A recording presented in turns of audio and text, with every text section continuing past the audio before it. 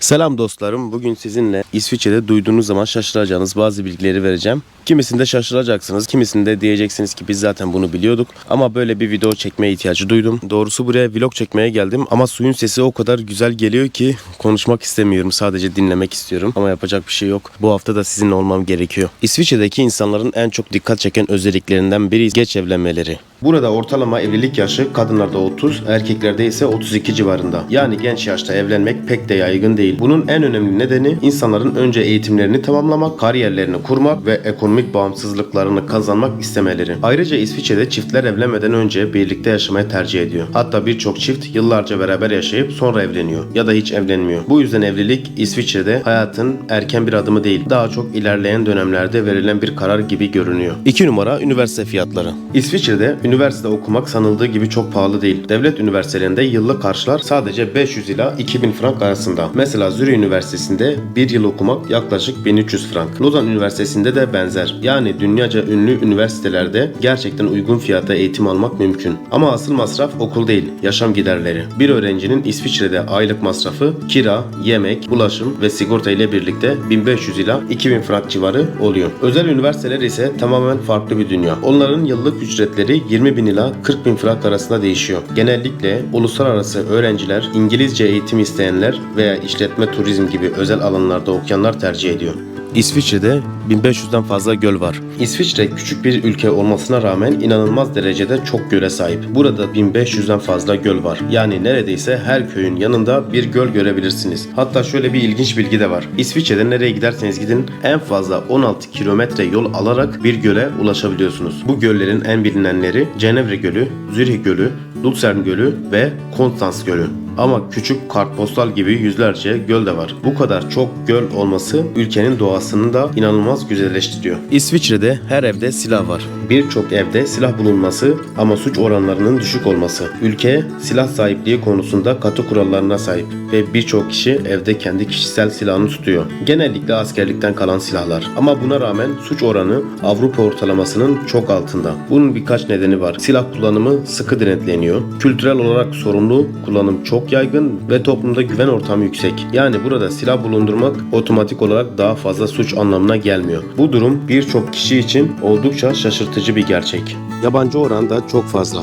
İsviçre, Avrupa'nın en yüksek yabancı nüfus oranlarından birine sahip. Toplam nüfusun yaklaşık %25'i yabancı uyruklu. Yani her 4 kişiden biri İsviçreli değil. Bu durum özellikle Zürih, Cenevre ve Basel gibi büyük şehirlerde daha da belirgin. Yüz ölçümü olarak çok küçük bir ülke. Avrupa'nın küçük ama etkileyici ülkelerinden birisi. Toplam yüz ölçümü yaklaşık 41.285 km². Bunu Türkiye'deki şehirlerle kıyaslarsak örneğin Konya'nın yüz ölçümü yaklaşık 40.800 km². Yani neredeyse İsviçre kadar büyük. Ama İsviçre Konya'ya göre çok daha farklı bir coğrafyaya sahip. Küçük yüz ölçümüne rağmen ülkede Alpler, göller, vadiler ve yeşil platolar gibi inanılmaz çeşitlilikler var. Bu yüzden kısa mesafelerde bile çok farklı manzaralar görmek mümkün. En yüksek yaşam kalitesine sahip. Dünyanın en yüksek yaşam kalitesine sahip ülkelerinden biri olarak biliniyor. Burada sağlık sistemi çok gelişmiş. Eğitim kalitesi yüksek ve altyapı mükemmel durumda. İnsanlar güvenli bir ortamda yaşıyor. Suç oranları düşük ve kamu hizmetleri sorunsuz işliyor. Ayrıca ekonomide yaşam kalitesini destekleyen önemli bir faktör. İsviçre kişi başına düşen gelir açısından dünya sıralamasında üst sıralarda yer alıyor. İşsizlik oranı düşük, maaşlar yüksek ve çalışma koşulları iyi. Bankacılık, finans, teknoloji ve ilaç gibi sektörler dünya ekonomisini güçlendiriyor. Bu yüzden İsviçre'de hem yaşam standardı hem de ekonomik refah oldukça yüksek. Avrupa'nın en az obez ülkesi. Yetişkin nüfusun sadece yaklaşık %10 ila 12'si obez. Bu oran Avrupa'daki birçok ülkeye göre oldukça düşük. Bunun nedenleri arasında sağlıklı beslenme alışkanlıkları, açık hava sporları ve doğayla iç içe yaşam tarzı öne çıkıyor. İnsanlar yürüyüş, bisiklet ve kayak gibi aktiviteleri günlük hayatlarının bir parçası olarak görüyor. Ayrıca gıda kalitesi yüksek ve işlenmiş yiyecek tüketimi görece düşük. Çok fazla içki içerler. İsviçreliler aslında sağlıklı yaşamlarıyla bilinseler de alkol tüketimi konusunda Avrupa'da üst sıralarda yer alıyor. Özellikle bira, şarap ve likör tüketimi oldukça yaygın. İsviçre'de kişi başına yıllık alkol tüketimi yaklaşık 10 ila 12 litre saf alkol civarında. Bunun nedeni sosyal yaşamda içkinin yaygın olması ve şarap üretimi ile bira kültürünün güçlü olması. 4 tane resmi dile sahip burası. İsviçre çok dilli olmasıyla ünlü bir ülke. Burada 4 resmi dil var. Almanca, Fransızca, İtalyanca ve Romaşça. Ülke farklı bölgelerden oluşuyor ve her bölge kendi dilini kullanıyor. Yaşlı oranı çok fazla. Yaşlı nüfus oranının en yüksek olduğu ülkelerden birisi. Toplam nüfusun yaklaşık %20'si 65 yaş ve üstü. Yani her 5 kişiden biri yaşlı olarak sayılıyor. Bunun birkaç nedeni var. Sağlık sistemi çok gelişmiş, yaşam standartları yüksek ve insanlar uzun yaşıyor. Ayrıca genç nüfus oranı sınırlı olduğundan yaşlıların oranı doğal olarak artıyor. Çok düşük işsizlik oranına sahip. Avrupa'nın en düşük işsizlik oranlarından birisine sahip. Genel işsizlik oranı %3 civarında. Yani iş bulmak neredeyse her zaman mümkün ve ülke ekonomisi oldukça istikrarlı. Bunun sebepleri arasında güçlü ekonomi, yüksek eğitim seviyesi, iyi planlanmış iş piyasası ve verimli çalışma kültürü öne çıkıyor. İsviçre'de meslekler ve iş alanları çeşitlilik gösteriyor. Özellikle bankacılık, finans, teknoloji, ilaç ve mühendislik konusunda işler bol. Bu işsizlik oranı ülkedeki yaşam kalitesini ve ekonomik refahı da doğrudan destekliyor. Avrupa'nın en yüksek maaşlı ülkesi burası. Dünyanın en yüksek maaş seviyelerine sahip ülkelerinden biri. Ortalama brüt maaş aylık 6.500 ila 7.000 frank civarında. Bazı sektörlerde özellikle finans, bankacılık, teknoloji ve mühendislik alanlarında bu rakam 10.000 frank üzerine çıkabiliyor. Burada ötenazi tamamen yasal.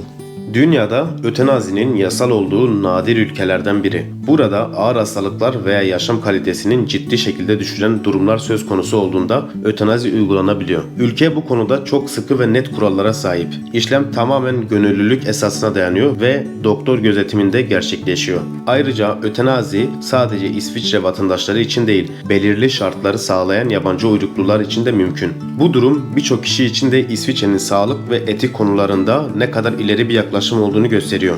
Ayrıca bu konu tartışmalı ve ciddi etik kurallar gerektiriyor. İsviçre nükleer savaşa hazır. İsviçre denince akla gelen şaşırtıcı gerçeklerden biri. Ülkenin Soğuk Savaş döneminden kalma çok geniş bir sivil korunma ve sığınak ağına sahip olması. Resmi verilere göre İsviçre'de yaklaşık 360 ila 370 bin sığınak bulunuyor.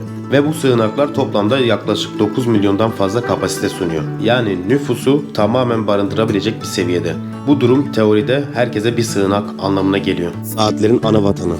Dünya çapında saat vatanı olarak biliniyor. Burada üretilen saatler hem kalite hem de prestij açısından global bir üne sahip. Dünyaca ünlü markalar arasında Rolex, Patek Philippe, Omega, Swatch gibi isimler bulunuyor. Saatçilik kültürü İsviçre ekonomisi ve kültürüyle iç içe geçmiş durumda. İsviçre'de sadece lüks saat üretimi değil, mekanik ve teknik mükemmelliyet konusunda da ön planda. Çok fazla çikolata üretimi ve bir o kadar da çikolata tüketimi var. İsviçre çikolatayla özdeşleşmiş bir ülke. Hem üretimde hem de tüketimde dünya liderlerinden biri. Kişi başına yıllık yaklaşık 10 kilogram çikolata tüketiyor. Bu rakam Avrupa ve dünya ortalamasının oldukça üzerinde. Toblerone, Nestle gibi çikolata markalarına ev sahipliği yapıyor. Einstein en ünlü formülünü İsviçre'de geliştirdi. Dünya çapında bilinen E eşittir mc kare formülü aslında İsviçre'de geliştirilmiştir. Albert Einstein 1905 yılında Zürih Politeknik Üniversitesi öğrencisi ve genç bilim insanı olarak çalışırken bu formülü ortaya koymuştur. Formülün anlamı aslında oldukça basit ama etkisi devasa. Yani küçük bir kütle bile devasa bir enerjiye dönüşebilir. Örneğin 1 gram madde yaklaşık 90 milyar enerjiye eşdeğerdir. Bu formül modern fiziğin temel taşlarından birisi olarak kabul ediliyor ve nükleer enerji, astrofizik ve teknoloji alanlarında devrim yaratmıştır. Masallarda gördüğümüz Heidi'nin ülkesi burası.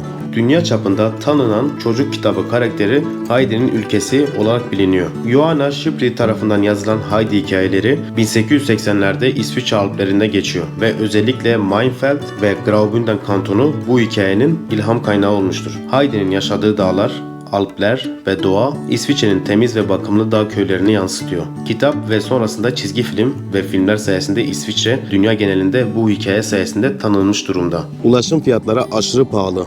Ulaşım oldukça gelişmiş ve dakik ama fiyatlar biraz yüksek. Ülke çapında tren, tramvay, otobüs ve feribot hatları çok yaygın. Tren biletleri şehirler arası 50 kilometreye kadar giden mesafelerde yaklaşık 20 ila 30 frank arasında. 200 kilometreden fazla olan uzun mesafelerde ise 50 ila 100 frank civarında değişiyor.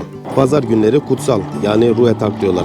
İsviçre'de pazar günleri genellikle dinlenme ve huzur günü olarak kabul ediliyor. Çoğu mağaza, süpermarket ve ofisler pazar günü kapalı oluyor. Bu gelenek insanların hafta boyunca çalıştıktan sonra aileleriyle zaman geçirmesi, doğada vakit geçirmesi ve dinlenmesi için bir fırsat sunuyor. İsviçre'de özellikle küçük kasabalarda ve şehirlerde pazar günleri sokaklar oldukça sakin, kafeler ve restoranlar ise sadece belirli saatlerde açık. Hatta bazı yerlerde süpürge makinesi bile çalıştırmak yasak. Bir de çöp vergisi var. İsviçre'de çöp vergisi sistemi oldukça ilginç ve çevre bilincini artırıcı bir uygulama. Burada çöpünüzü atarken her torba veya çöp poşeti için ücret ödüyorsunuz. Bu sistemin amacı insanların çöp üretimini azaltmasını teşvik etmek. Ne kadar az çöp üretirseniz o kadar az ödeme alıyorsunuz. Burada yasalar oylama ile çok kolay bir şekilde değişebiliyor. İsviçre doğrudan demokrasi sistemiyle dünyada eşsiz bir konumda. Burada halk yasaların kabul edilmesi ve değiştirilmesinde doğrudan söz sahibi olabiliyor. Sistem şöyle işliyor. Yeni bir yasa veya anayasa değişikliği halk oylamasına sunuluyor. Seçmenler evet ya da hayır oyu veriyor. Sonuç çoğunluğa göre uygulanıyor. Radar fiyatı aşırı yüksek. İsviçre hız sınırlarına çok önem veriyor ve trafik kurallarını sıkı bir şekilde denetliyor. İlginç bir detay, radar cezaları ve hız kontrolü fiyatları oldukça yüksek. Şehir içi 20 ila 30 km arasındaki hız aşımı 40 ila 120 frank arasında değişiyor bulunduğunuz yere göre. Şehir dışı veya otoyol yani 20 kilometreden fazla hız aşımı yaklaşık 100 ila 200 frank arasında değişiyor. Daha büyük aşım durumları veya tekrarlayan ihlallerde para cezaları binlerce frank seviyesine çıkabiliyor ve ehliyetiniz iptal edilebiliyor. Burada termin dedikleri randevu olayı çok önemli. İsviçre'de işler oldukça düzenli ve dakik yürür. Özellikle resmi işlemler, doktor randevuları veya devlet kurumlarıyla görüşmeler için randevu almak neredeyse zorunlu. Önemli bir iş görüşmesi veya devlet dairesinde işlem yapmak istiyorsanız randevu almadan gitmek çoğu zaman mümkün değil ve randevular dakik ve ciddiyetle uygulanıyor. Banka, posta veya sağlık sistemi gibi hizmetlerde de önceden rezervasyon yapmak yaygın. Bu disiplin İsviçre'nin düzenli ve verimli çalışma kültürünün bir parçası. İnsanlar zamanlarını iyi planlıyor ve sistemler buna göre organize ediliyor.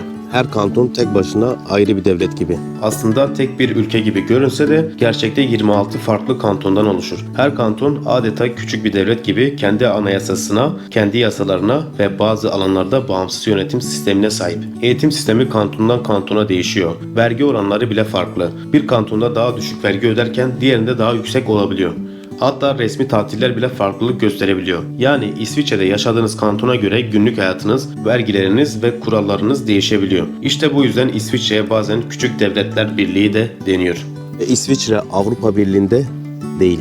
İsviçre Avrupa Birliği'nin tam ortasında ama Avrupa Birliği üyesi değil. Bu gerçekten şaşırtıcı çünkü etrafındaki Almanya, Fransa, İtalya, Avusturya gibi ülkelerin hepsi Avrupa Birliği üyesi. İsviçreliler Avrupa Birliği'ne birkaç kez referandumda oy kullandı ve her seferinde hayır dediler. Çünkü kendi bağımsızlıklarını ve tarafsızlıklarını çok önemsiyorlar. Ama bu da demek değil ki tamamen kopuklar. İsviçre Schengen bölgesinde yer alıyor. Yani sınırdan pasaport göstermeden geçebiliyorsun. Ayrıca Avrupa Birliği ile onlarca ikili anlaşma imzaladıkları için ekonomi, ticaret ve ulaşım konularında Avrupa ile çok entegreler. Kısacası İsviçre hem Avrupa'nın içinde ama aslında dışında olan kendine özgü bir sistem kurmuş bir ülke. Bu da İsviçre'yi Avrupa'da özel ve farklı kılıyor. Polis oranı aşırı yüksek. Zaten yaşlılar da polis. İsviçre düşük suç oranıyla bilinse de polis teşkilatı oldukça geniş ve ilginç bir yapıya sahip. Ülkede her 250 kişiye bir polis düşüyor. Bu oran Avrupa standartlarına göre yüksek sayılır. Evet dostlar, bugün elimden geldiğince İsviçre hakkında bazı bilgileri size aktarmaya çalıştım. Bu videoları hazırlarken gerçekten çok emek veriyorum, çok uğraşıyorum. Bu emeğime karşılık bir like atarsanız ve abone olursanız çok sevinirim. Kendinize çok iyi bakın. Bir sonraki videoda görüşmek üzere.